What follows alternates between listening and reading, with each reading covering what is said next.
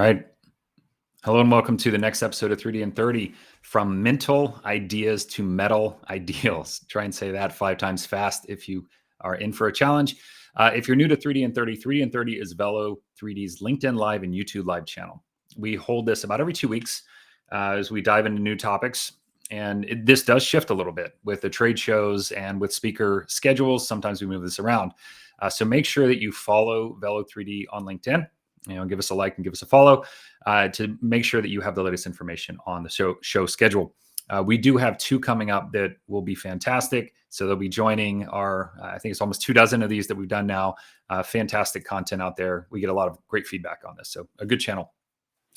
To kind of dive into it today, for me, I think of innovation. I like the idea of tension, the tension between an ideal vision and something like a hard reality. Our engineers at Velo, they see this every day as they're balancing the ideal designs of innovators against the reality of manufacturing those innovations. And just a few years ago, this gap was significant, and it caused engineers to redesign. And many times, and engineers were putting compromises into their parts, going away from optimal performance and not getting everything they wanted.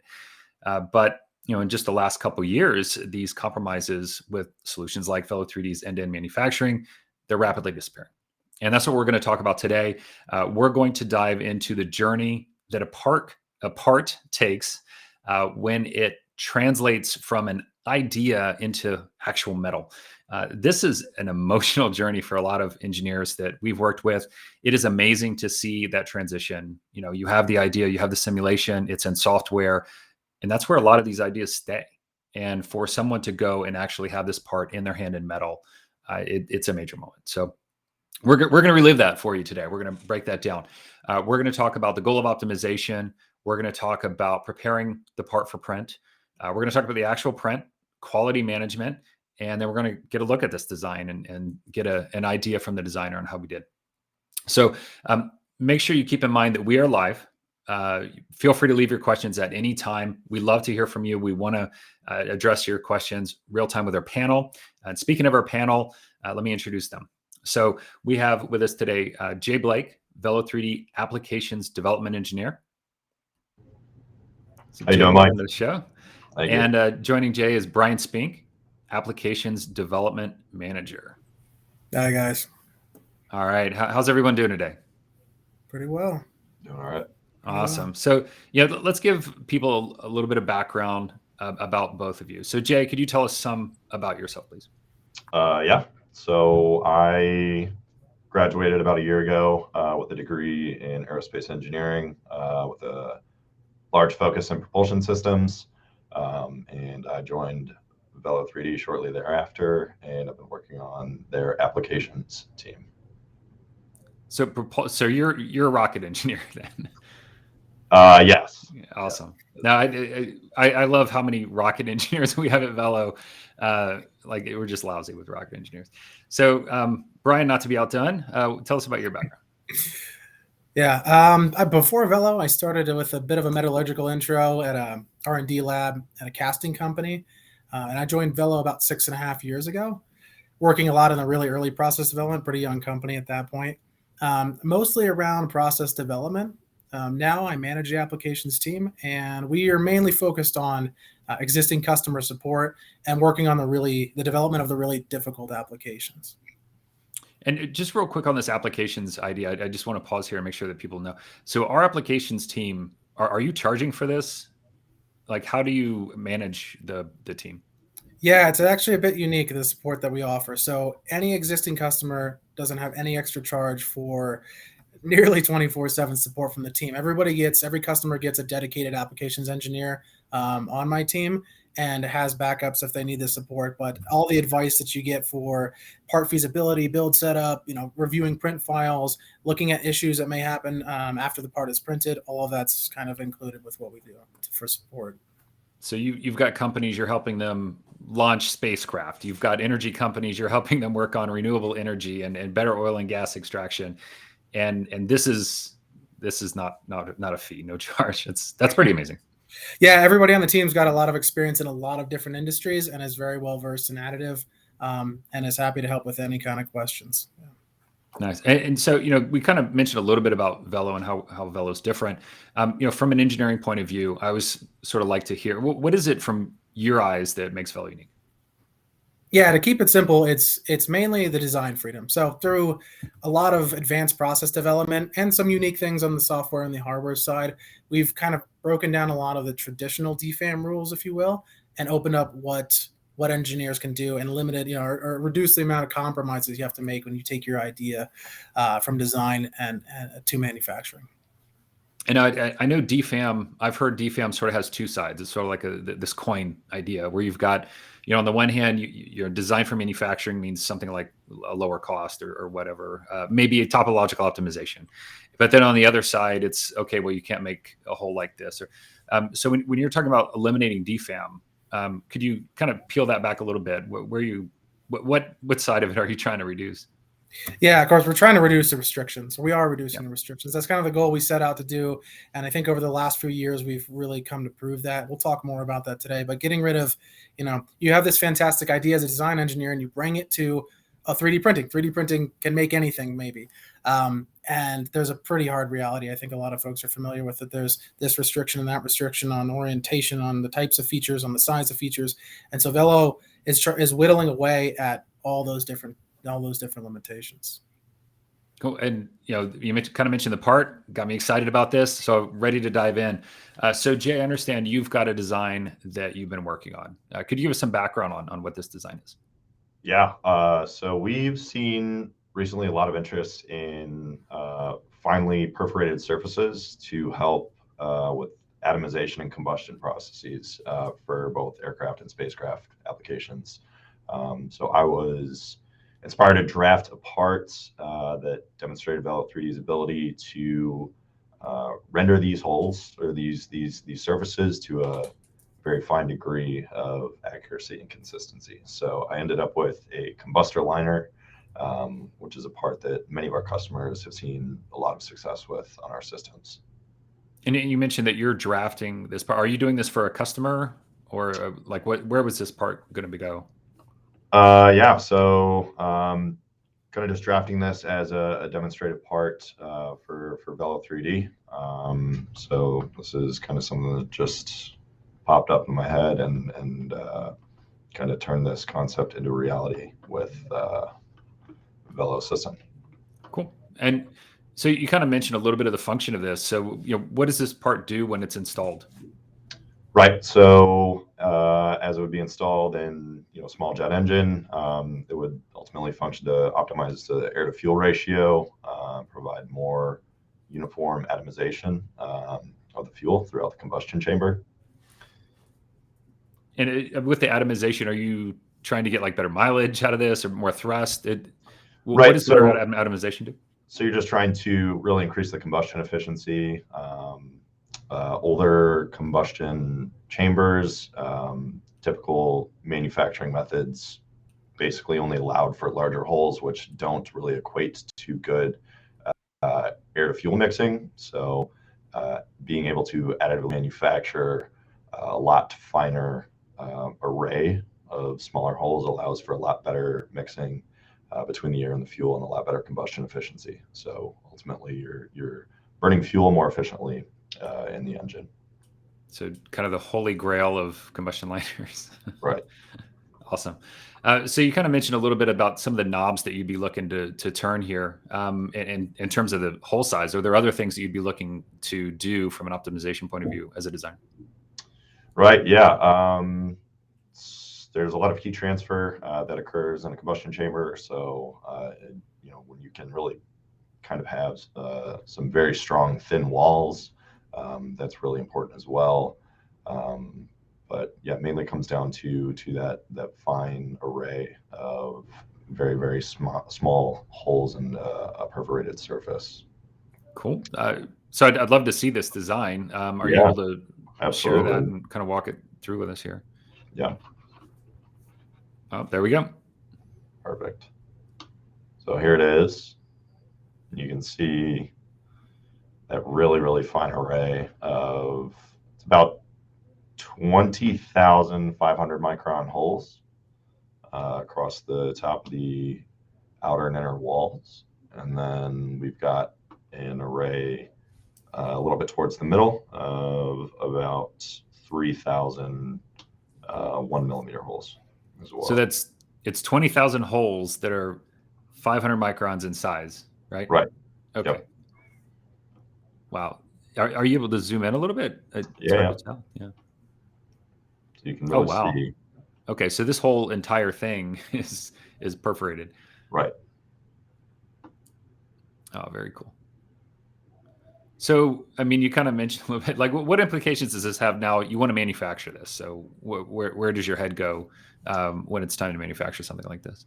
Right. So, 20, 30 years ago, trying to manufacture a combustion liner like this would have been impossible, right? So you kind of draw something like this, and you automatically think additive, right? Because you really do want to render this fine array as best as you can. And what's really important about it is that all of these holes across this array are very consistent and very repeatable, and also that you can manufacture this as one monolithic piece, right? With additive, you can't, by traditional means, have something this complex manufactured as one solid piece. You'd have to weld or braze things together otherwise. Cool. Ian says impressive. I definitely agree. The design is very impressive. So Brian, kind of switching over to you. Somebody like Jay, a designer, brings this part in to Velo, and you're gonna have a conversation with them. What does that conversation look like? First, I take a minute to take a step back and understand kind of what Jay was getting at here, the full design intent of the part, and try to put ourselves in like a realistic mindset about how this part can be made and how it can be designed, right? So I want to remove any preconceived notions of limits of traditional manufacturing or conventional additive manufacturing and kind of start from scratch and start an idealistic scenario. Then we get down to the individual features, right? So feature by feature, I want to understand what does this do, and what is important about it. What is the important specs for it, and what do those specs mean? So if it's a little rougher here or a little rougher there, or smoother here or smoother there, what does that really mean for performance? And then you kind of start this mental process of ranking the importance of these different features and what is exactly important about them. So you're kind of peeling this back to almost sort of this first principles idea, where there might be some assumption on here that he's used to making.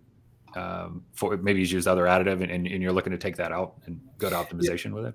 Yeah, we get it kind of all the time where people automatically want to. A design engineer comes in, they've had some experience trying to manufacture this or maybe manufacturing it, and they immediately zoom into like, okay, how long is this going to take to print? They get down to that level, and I really, you want to pull it back and say, all right, let's make sure that we're taking full advantage of what we've got available to us as a company, Velo, and that we're getting every bit that we can out of this. You don't want to miss anything. You don't want to leave anything on the table just because you've got some experience manufacturing it. Okay. So what would be the next step? You've got the CAD. Jay sent you the CAD. What would you do next? Right. So we got a good outline of it. We start setting this thing up in our software. So we have a piece of software called Flow. It's our print preparation software. On a very high level, it takes your CAD model, it gets it prepared to print in a digital sense, and then it processes a print file. It's basically all the instructions that the printer can read. Cool. So you got it imported. There's some blue lines on the bottom, and what do those mean?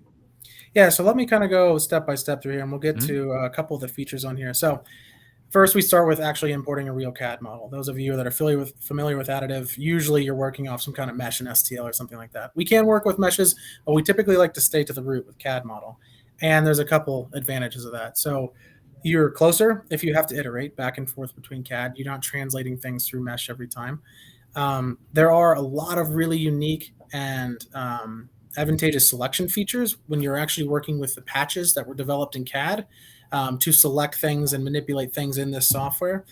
So for instance, Jay's got a very complicated part here with a lot of tiny holes. If we wanted to see something about these holes or apply something about these holes, it's very easy when you have the CAD model and you have the patterning, basically information of the CAD, to like auto select all of the holes at once rather than trying to go around. You could imagine the idea of selecting these one by one or trying to do complex filtering to have those selections. So we're working with native CAD files in most cases. Yeah, you said 20,000. There'd be 20,000 clicks you've got to do there. Yeah, I mean, there are other ways to do with meshes, but they're all more complicated than being able to kind of auto-select pattern features with CAD surfaces. And from here, kind of do what we're doing on the screen here. You're going to inspect it. Going to get a good idea of it. We probably already do. You know, at this point we've had a good conversation with the design engineer. You're starting to work on orientation, so you're using that kind of mental list of prioritization that I talked about to do things like, okay, well, we want to create symmetry around certain features, so let's create symmetry around the way this thing is going to build. You want to optimize surface finish because Sapphire, our system, like others, there's a dependence on surface angle for resulting surface finish of the printed part. So you optimize certain surfaces for best surface finish and orientation. Then you'll get down to some selections, and I talked about the power of having the CAD model here. If we zoom into those holes again, you can see they're colored because we applied, and we'll get into more detail, some specific process on here. So we go through selections to do maybe special process application, or to do things like add supports. And so, Mike, like you mentioned on the bottom of this part here, we actually do have some support material on here at the very bottom of the part to mate it to the plate. So you kind of got yourself set up. You've got kind of processes applied. You have supports if needed. You got your right orientation. You could also add other parts kind of as a last step. If you want to have mechanical samples with this build, is maybe witness coupons, kind of common in additive, or add other parts that are related to this project. So you've got everything here. You then, like I said, on a high level, you then go and process this into what we call print file. It's the file that the printer reads that has all the laser commands in it. And you mentioned that the system is applying processes. Where do those come from? Does somebody have to take 6 months and figure out these processes, or how do they get those? Yeah, so kind of like other printers, there are a number of processes that run. I'd say processes I'll kind of explain here is, in the bulk volume of the part, you'll have a certain process that's really just optimized for good mechanical properties and for throughput, but it may not be particularly smooth. Usually then on the outside, you run kind of a track with the laser around the outside on that bulk fill to smooth it out, called contours or skin processes or things like that. And there's usually a few of those, but with Velo, it's quite a bit different. I had talked earlier about that sort of advanced process optimization, and what Flow will do is apply over a dozen processes that we have that are specifically tailored for certain features. And to your point, Mike, Flow automatically recognizes these features based on size, based on surface angle, based on orientation, some other factors, and will apply all of those automatically. So if I have this build set up in here the way that I want, I will basically just hit a process button, and Flow will find these features and it will apply the correct process. And when I say processes, these are kind of like a category of skin process, right? There's many different categories of skin processes. These aren't like specific laser commands per se, or laser parameters that some might be familiar with.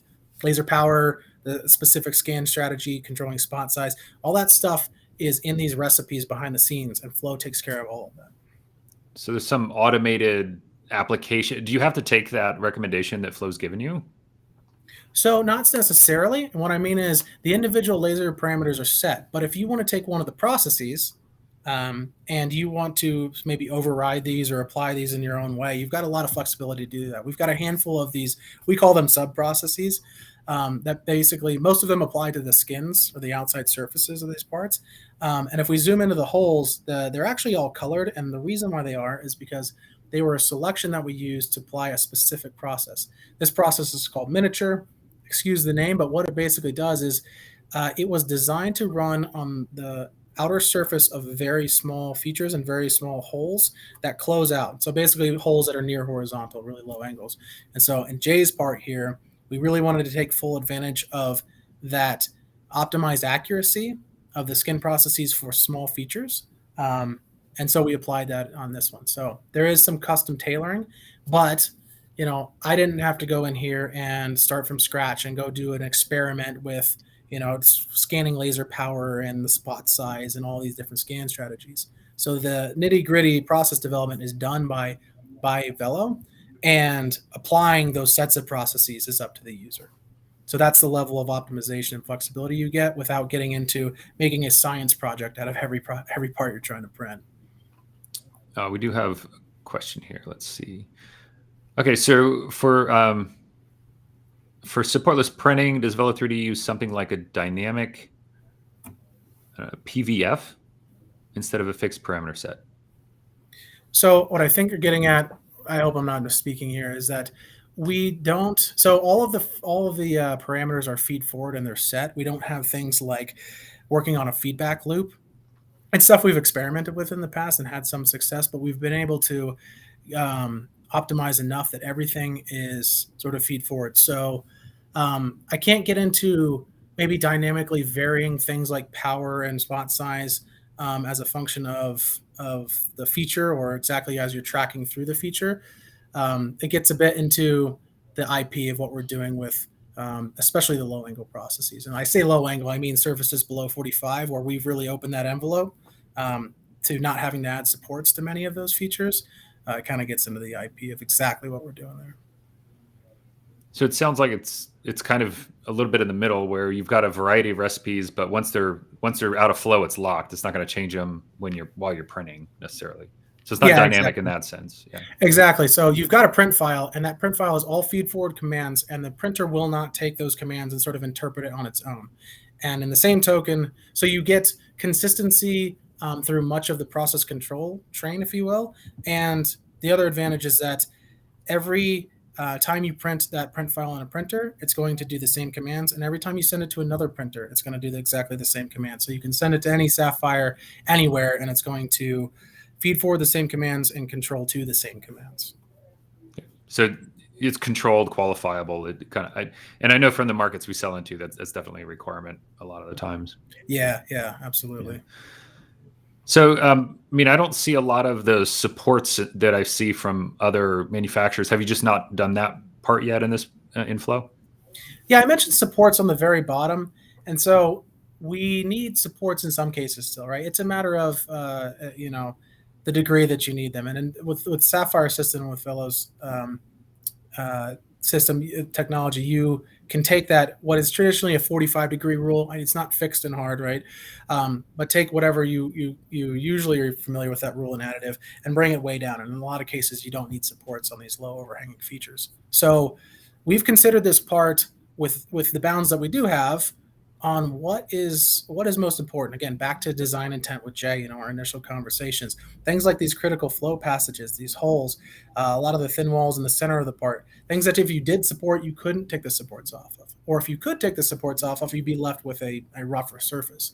And we orient this part in a way that minimizes all of that. Now, to use the case of the very bottom of this part where there are supports, that blue material down there on the bottom, it was a really easy compromise because that surface traditionally is going to be cut and machined anyway. It's going to be a very, very tight tolerance mating surface, something like that. And so if you're already going to have it on a machine to have some very tight tolerance surface cut, then it's almost free or negligible to add some support material. So again, going back and forth in the prioritization of our surfaces, what will need to be supported and how we're going to deal with it post-process. So that blue area, that's just where it's welded to the build plate. That's just a fillet. That's all you had to do on this one. There's no other support. Yeah, right. It's just a fillet down to the build plate. So it allows for we have that material there basically just to act as so allowable tolerance for the kerf of however we're going to cut it, wire ADM, bandsaw, whatever. And then we typically use fillets. It's a nice way to blend out any stress concentrations if you do have accumulating stress in a part. Just a typical practice. All right, so let's go to the next step then. We're feeding the instructions to the printer. We're now printing. So what's happening in the printer while it's running the process? Sure. So kind of keeping it on a high level, a part like this is going to have thousands of layers in it, right? We're building additively in layers. And each of those layers is probably going to have thousands of laser commands. Right, so it's specific commands about the laser power and its exact scan strategies and spot size. And so what's really important is that we are controlling all of the calibration and that for the lasers very tightly so that we can control the resulting process at the powder bed really tightly. So you obviously got lasing going on. You have to control the environment really well. While you're lasing, it's a welding process. It's going to have byproducts of welding. It's going to have soot, and it's going to have spatter and things that come off of it. So you have to control it to an inert atmosphere. We use argon in ours. And you have to have gas flow to basically pull away that soot and pull away all that slag that's being produced during the welding process. You have to control things like the humidity level. And like I said, it's inert. You have to control the oxygen levels. You have to control certain pressure levels really accurately. You have to control the recoat. If you're not familiar, as you print a layer, the elevator moves down and then you have to recoat. That's the process of adding a new thin layer of powder on top. The consistency, smoothness, accuracy of that recoat is also really critical.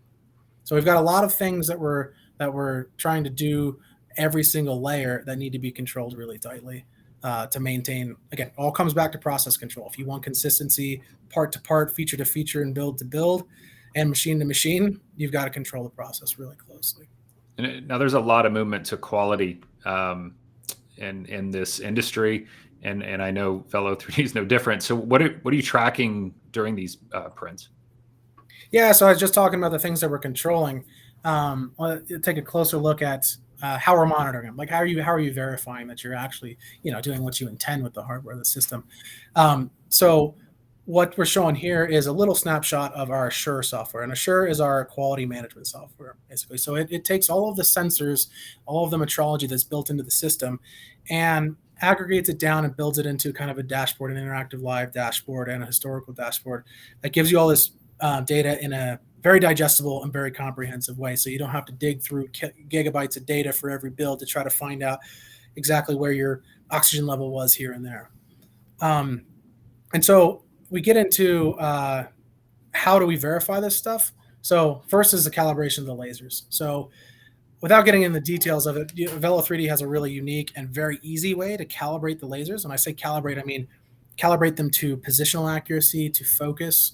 It's a multi-laser system, so calibrating the position of the two lasers together, maintaining that calibration and doing it regularly is really important. Monitoring things like the environmental sensors that I talked about, so monitoring the oxygen, monitoring the dew point, monitoring certain pressure values. We monitor our consumables, pretty critical. Powder, raw material that you're feeding into the system. If you run out of it, you're obviously going to have a problem. Things like that. The sieve unit that's built into the powder recirculation system. The filters that are used to filter out all that byproduct from the welding process. So monitoring all of those consumables. Monitoring the powder bed, right? That was another critical function in the whole process, right? The iterative process and layers. We use a special system called the height mapper, which maybe we'll get into in a little bit, to monitor the quality of the powder bed. And we're also monitoring states and actions, right? We've got tons of state logic in this. And so we're monitoring. Assure will tell you if there is any interrupt into the system or any type of alarm. It will log it very accurately. It'll tell you when it happened as a function of time and layer. It'll tell you how long it was, no matter if it was 3 seconds or it's 3 hours, it's going to tell you exactly what happened. So it's this like beautiful, comprehensive log of everything that has happened and is going on in the system. We do have a couple questions here. You mentioned before the support free. There's a question: what is the lowest angle, like the non-supported angle, or is it based upon part volume? So it's a question from Ian.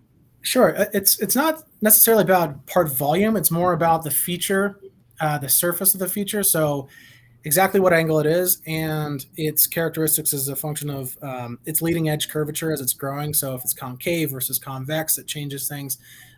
What's around it, which is kind of back to some volume, but sort of what do you expect for thermal behavior? Is it a sharp point that's growing out, or is it a broad plane that's growing out? It's going to behave different thermomechanically. So back more to your question, if you take conventional additive and you call it the 45-degree rule, you can break that rule in any other machine, right? You can do some things lower. Some things will even give you trouble at 45 degrees without adding supports to them.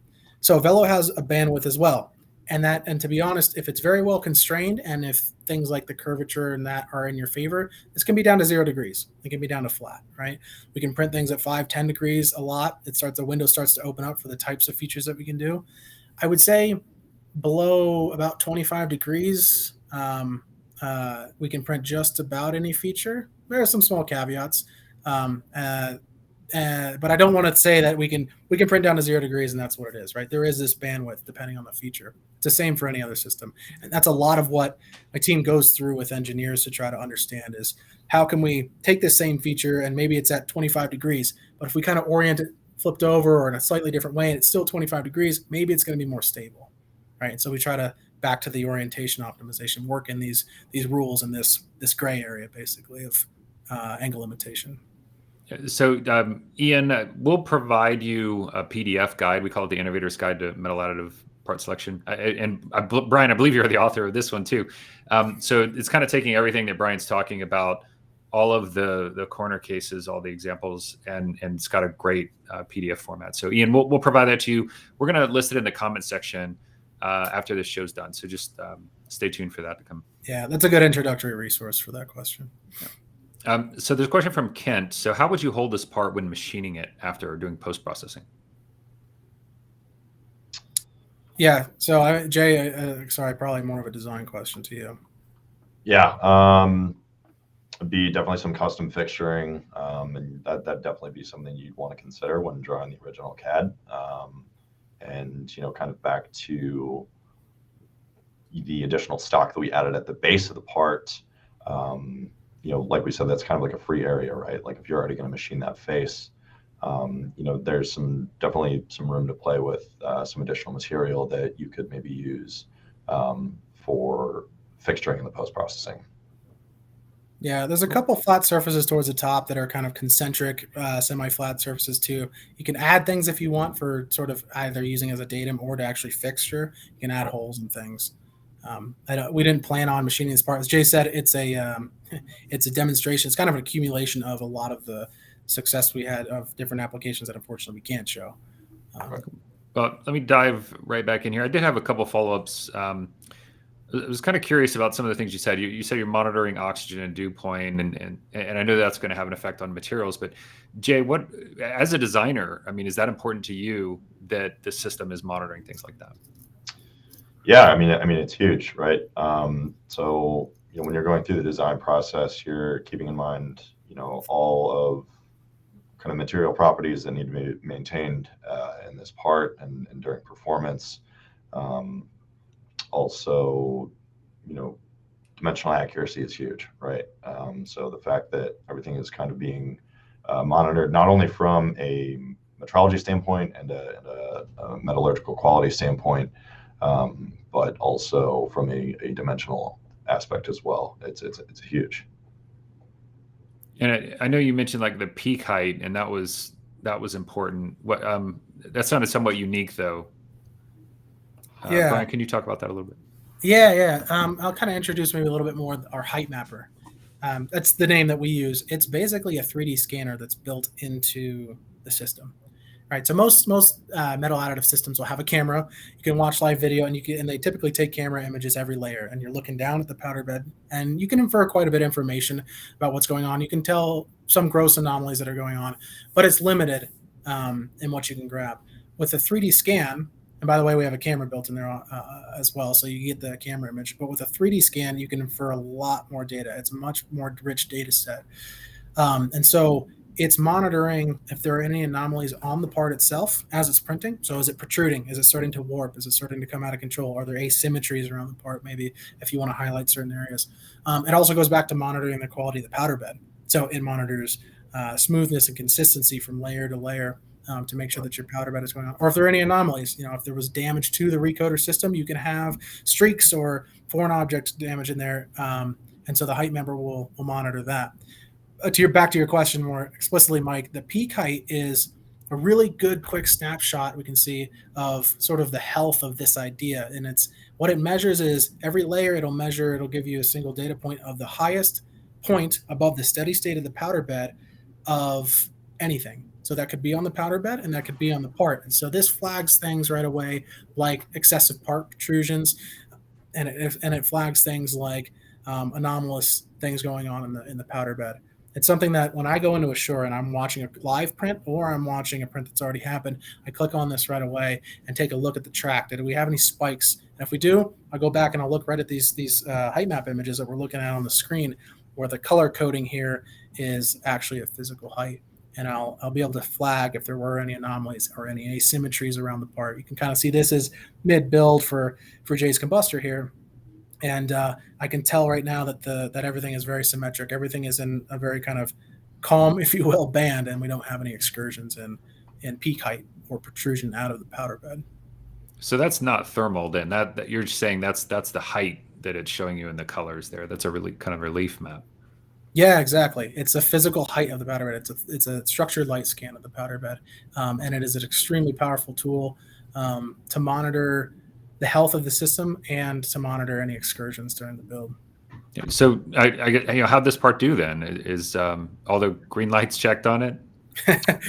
Yeah, pretty much. Let's take a look at an example.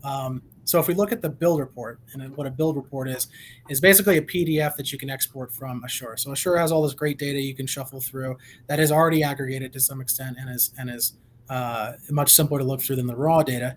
An Assure build report is designed to collect all of the important events and data and prep work that was done to this build and travel with it. It's a quality assurance document that travels with the part digitally or physically. And if we take a look through it here, we can scroll down. We have a lot of information about the setup, versions of software that were used, statistics about how long it took to print, a lot of good record keeping, if you will, for a setup, the parts that were used, the exact CAD models that were used. Then it gets into the environmental sensors, and we've got a really quick flash here of a heat map of those sensors that you probably saw in Assure that we were looking at kind of in more of a live sense. And you can flag things here. So all the green is basically well within spec, comfortable, no worries. Yellow means that it's starting to get up to a rate where maybe action needs to be taken soon. So if you look at the recirculation filter, for instance, it got up into recirculation. This is the drop in pressure across the filter, is basically measuring how clogged your filter is. It's getting up into a warning level, which just means we're fine, nothing's wrong, but you may want to address it soon. There is another color that's not on this build, which is one of the reasons I think this build went pretty smoothly. It would be red if it was actually far out of spec and there was any kind of risk of a process excursion. Scrolling down a bit more, it breaks this heat map out into strip charts. So if you want to look at it over time, get a little bit more of a closer view on each one of those metrics for oxygen and the other sensors that we're looking at, you can take a close look at it. Here's a peak height data. You can see a threshold at the top.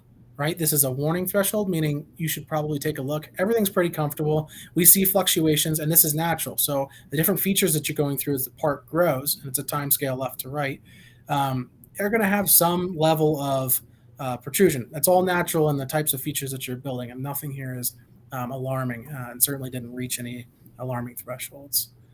So we did have a question real quick. Are you monitoring material bend back? And do you adjust for that in the print process? Yeah, I'm sorry. I'm not sure exactly what bend back means. If there's more details, maybe I can be of more help.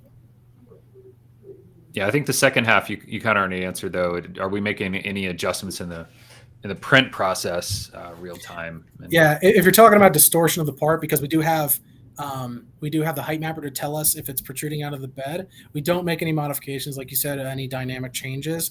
You can get some information. It's a little bit limited. I'll be completely honest, because the resulting distortion of a build is not exactly what you see during that current layer. It's a little bit different. If you may have distortion in a section of the part that's farther down in the powder bed because it's distorting because you're accumulating stress on top of it. This is more about instantaneous anomalies that are happening at that layer. Right? Yeah. Well, I mean, it looked like other than your recirculation filter, and I noticed there's a little low tank light came on for the powder, but otherwise it looked like the part came out pretty good. So Jay, I know we've got some pictures here of it. You've been able to hold this in your hands. What'd you think of the actual part? Yeah, I mean, it turned out great. It was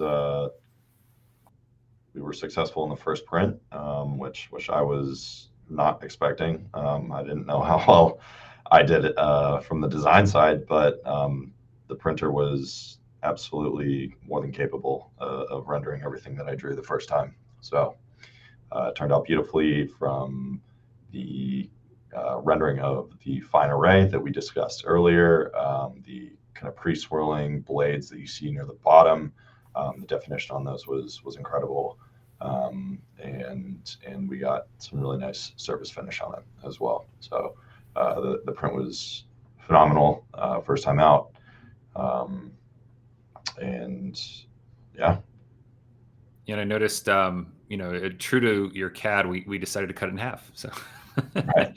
I know that's just to showcase the part, but it's always funny when you show these in CAD cut in half, you show these in Flow cut in half, you show the part cut in half, you're like, did we do something wrong there? But no, it's just a showpiece. But yeah, this thing looks beautiful. How big is this? Sometimes you don't get an idea of the scale, so I do want to ask, how big is the part?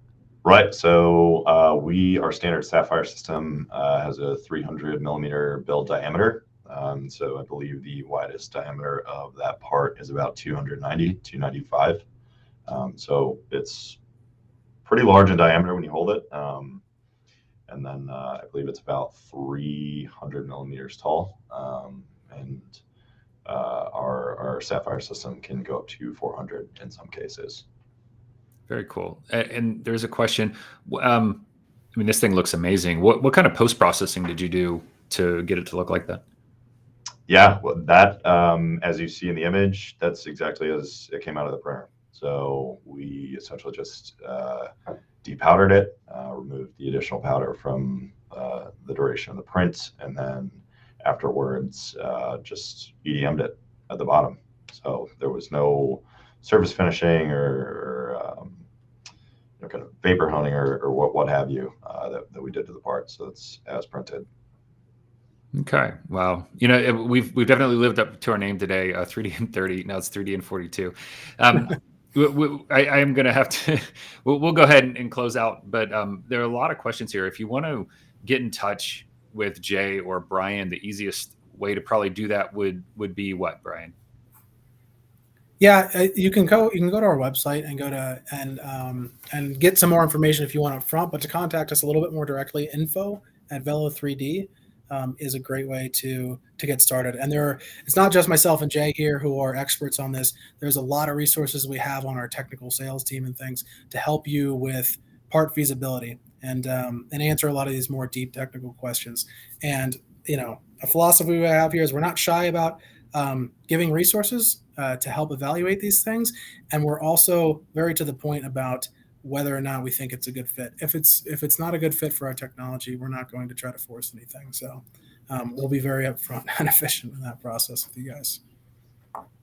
So there you have it. If you have questions, if you want to follow up, really easy to do that. I think if you just go to velo3d.com, I believe right now if you stay on our site for more than 10 seconds, you get a little chat bot that comes up.